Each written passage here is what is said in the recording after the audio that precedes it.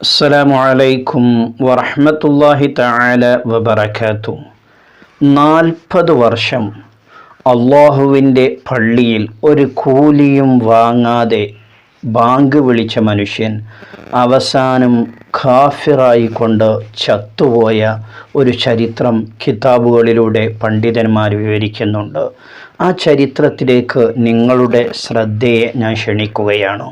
ചെറിയ ഒരു ചരിത്രമാണെങ്കിലും നമുക്കതിൽ നിന്ന് വലിയ പാഠം ഉൾക്കൊള്ളാനുണ്ട്. ചരിത്രം ഇതാണ്.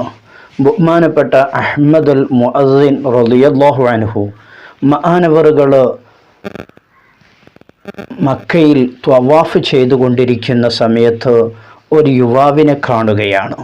ആ യുവാവായിരിക്കുന്ന മനുഷ്യൻ ത്വവാഫിൻ്റെ എല്ലാ അഅ്മാലുകളിലും അദ്ദേഹം പ്രാർത്ഥിക്കുന്നത് അല്ലാഹുമ്മ അഖ്രിജ്നി മിനദ്ദുനിയ മുസ്ലിമ, എന്നെ മുസ്ലിമായിട്ടല്ലാതെ ഈ ദുനിയാവിൽ നിന്ന് എന്നെ നീ യാത്രയാക്കരുതേ, എന്നെ നീ മരിപ്പിക്കരുതേ എന്നാണ് ആ യുവാവ് പ്രാർത്ഥിച്ചു കൊണ്ടിരിക്കുന്നത്.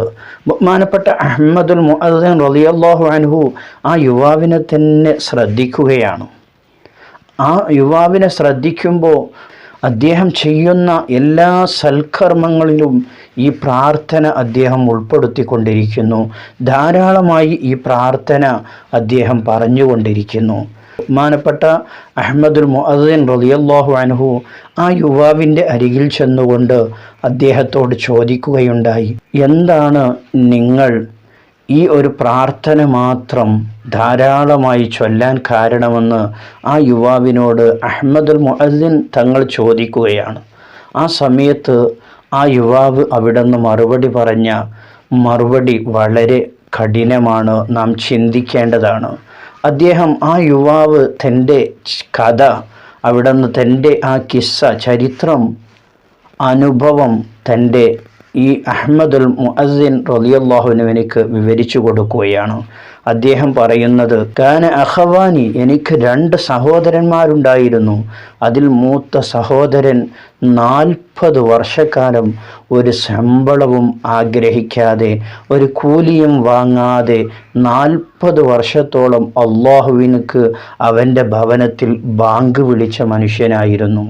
അങ്ങനെ അദ്ദേഹം ബാങ്ക് വിളിച്ച് അദ്ദേഹത്തിൻ്റെ മരണം ആസന്നമായപ്പോൾ ഞങ്ങളെ എല്ലാവരെയും വിളിച്ചു വരുത്തി. എന്നിട്ട് ഖുർആൻ കൊണ്ടുവരാൻ വേണ്ടി പറഞ്ഞു. അങ്ങനെ ഖുർആൻ അദ്ദേഹത്തിൻ്റെ കയ്യിൽ കൊണ്ടുവന്ന് കൊടുത്തപ്പോൾ ഞങ്ങളൊക്കെ ആഗ്രഹിച്ചു പോയി ആ ഖുർആനിൻ്റെ ബറക്കത്തെടുത്തുകൊണ്ട് മരിക്കാനായിരിക്കുമെന്ന്. പക്ഷേ ആ ഖുർആൻ അദ്ദേഹം വാങ്ങിയിട്ട് അത് കയ്യിൽ പിടിച്ചുകൊണ്ട് പറഞ്ഞത്, അല്ലാഹുമ്മ ഇന്നി ബരീഉൻ, ഞാൻ ഈ ഖുർആനിൽ നിന്ന് ഒഴിവായവനാണെന്ന് പറഞ്ഞുകൊണ്ട് ഈമാൻ കിട്ടാതെ ചത്തുപോയി, ഈമാൻ കിട്ടാതെ മരണപ്പെട്ടുപോയി. നഊദു ബില്ലാഹ്. അങ്ങനെ അദ്ദേഹത്തെ ഖബറടക്കിയതിനു ശേഷം എൻ്റെ 2ാമത്തെ സഹോദരൻ അതേ പള്ളിയിൽ ശമ്പളമൊന്നും വാങ്ങാതെ കൂലിയൊന്നും വാങ്ങാതെ മുഅദ്ദിനായി ബാങ്ക് വിളിക്കുന്ന ആളായി ജോലിയേൽക്കുകയാണ്. അങ്ങനെ 2ാമത്തെ ആളും 30 വർഷക്കാലം ജോലി ചെയ്തു. അങ്ങനെ ആ 30 വർഷം ജോലി ചെയ്ത് മരണത്തിൻ്റെ സമയമായപ്പോൾ മൂത്ത സഹോദരന് സംഭവിച്ചതുപോലെ തന്നെ ഇദ്ദേഹത്തിനും സംഭവിച്ചു. ഖുർആൻ കൊണ്ടുവരാൻ വേണ്ടി പറയുന്നു, ഞാൻ അതിൽ നിന്ന് ഒഴിവായവനാണ് എന്ന് പറഞ്ഞുകൊണ്ട് കാഫിറായി ചത്തുപോകുന്നു.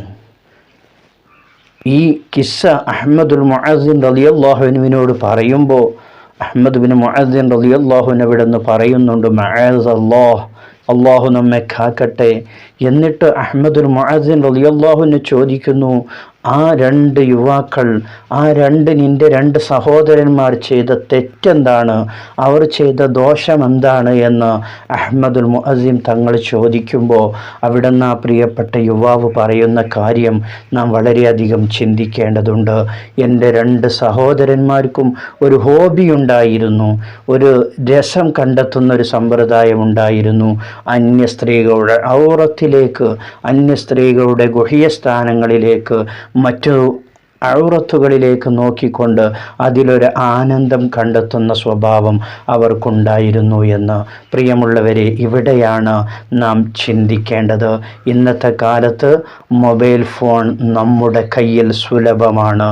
ബ്ലൂ ഫിലിമുകളും അതുപോലെയുള്ള സിനിമകളുമൊക്കെ കണ്ട് അതിലുള്ള അന്യ സ്ത്രീകളെ കണ്ടുകൊണ്ട് അതിലുള്ള രംഗങ്ങൾ കണ്ടുകൊണ്ട് നാം ആവേശം കൊള്ളുന്നുണ്ടോ, നമ്മുടെ ഈമാൻ തെറ്റിപ്പോകുന്നുണ്ടോ എങ്കിൽ ഇവർക്ക് വന്ന ഗതികേട് ഈമാൻ കിട്ടാതെ മരിച്ചു പോകുന്ന ഒരവസ്ഥയിലേക്ക് പ്രിയമുള്ളവരെ നാം എത്തിപ്പെടും. നാം ശ്രദ്ധിക്കുക. നമ്മുടെ ഈമാൻ നാം സംരക്ഷിച്ചുകൊണ്ട് മുഅ്മിനായി മുസ്ലിമായി അല്ലാഹു സുബ്ഹാനഹു വ തആല നമ്മോട് പറഞ്ഞതുപോലെ ജീവിക്കാൻ നാം തയ്യാറാവണം. അല്ലാഹു നമുക്ക് തൗഫീഖ് നൽകുമാറാകട്ടെ. എല്ലാ മുസീബത്തുകളെ തൊട്ടും അല്ലാഹു തആല നമ്മെ കാത്തുരക്ഷിക്കുമാറാകട്ടെ. മൊബൈൽ ഫോൺ എൻ്റെതാണ്, ഞാനാണ് റീചാർജ് ചെയ്യുന്നത്, ഞാനാണ് കാണുന്നത്, നിങ്ങൾക്കെന്താണ് എന്ന് കമൻ്റ് എഴുതാൻ വേണ്ടി വരേണ്ട. ഞാൻ എൻ്റെ കർത്തവ്യം നിർവഹിച്ചു, നിങ്ങളോട് പറഞ്ഞു എന്ന് മാത്രം. അതുകൊണ്ട് പ്രിയമുള്ളവരെ, നമ്മുടെ കയ്യിൽ എല്ലാ സൗകര്യങ്ങളും ഉണ്ട് എന്നതുകൊണ്ട് നമുക്കൊന്നും ഹലാലാവുന്നില്ല. ഹറാമുകളെല്ലാം ഹറാമ് തന്നെയാണ്. നമ്മുടെ ഖബറിൽ നാം തനിച്ചായിരിക്കും കിടക്കേണ്ടത്. നമ്മോട് മാത്രമായിരിക്കും നമ്മുടെ കാര്യങ്ങൾ വിചാരണ ചെയ്യുന്നത് എന്ന ബോധം നമുക്കെപ്പോഴും ഉണ്ടായിരിക്കണമെന്ന് ഓർമ്മപ്പെടുത്തി സ്നേഹത്തോടെ മറ്റൊരു വീഡിയോയിൽ വീണ്ടും കാണാം. അസ്സലാമു അലൈക്കും വറഹ്മത്തുള്ളാഹി.